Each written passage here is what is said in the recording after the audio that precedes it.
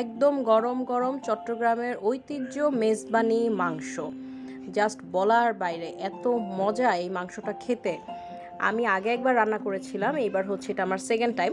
আসলে খুবই মজা খেতে, জাস্ট বলার বাইরে। যারা হচ্ছে বিফ খেতে খুবই পছন্দ করেন তাদেরকে তো বলবো যে একদম চোখ বন্ধ করে তাদের এটা ভালো লাগবে, কারণ রেসিপিটাই এত মজা, জাস্ট বলার বাইরে। আমি আজকে রান্না করলাম ফ্রাইডে উপলক্ষে, ভাবলাম যে একটু স্পেশাল কিছু রান্না করি, দেন হচ্ছে রান্না করলাম। আর খেয়ে হচ্ছে আপনাদেরকে রিভিউ দিব যে এটা আসলে কতটা মজা, এবং আপনারাও কিন্তু ট্রাই করে দেখতে পারেন, এটা কিন্তু অসাধারণ লাগে খেতে। একদম গরম গরম ভাতের সাথে একটু লেবু নিয়ে নিলাম, আর হচ্ছে মাংসটা দেখেন জাস্ট কতটা সফট হয়েছে। এটা হচ্ছে আমি সাথে একটু আলু দিয়েছি, বাট অনেকে হচ্ছে দেয় না।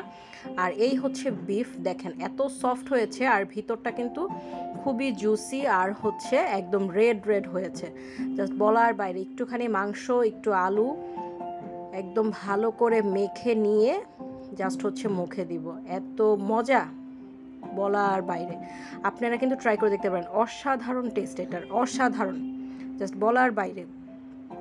আমি খেয়েছি, আমি হচ্ছে মানে খেয়ে হচ্ছে এটার ফ্যান হয়ে গিয়েছি, এত মজার। যারা তো চট্টগ্রামে থাকে তারা তো এটা মনে হয় তারা এটার বিগ ফ্যান, তাদের তো অবশ্যই বিগ ফ্যান, কারণ ওই জায়গারই হচ্ছে ঐতিহ্যবাহী খাবার, এটা অসাধারণ, জাস্ট বলার বাইরে।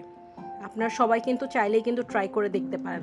আর সবচেয়ে বড় কথা হচ্ছে পারফেক্টলি কুক করতে পারলে মাংসটা খুবই সফট হয় আর হচ্ছে জুসি হয়, আর খেতে তো অসাধারণ লাগে। একদম হচ্ছে মাখা মাখা একটা ঝোল দিয়ে খেতে জাস্ট অসাধারণ।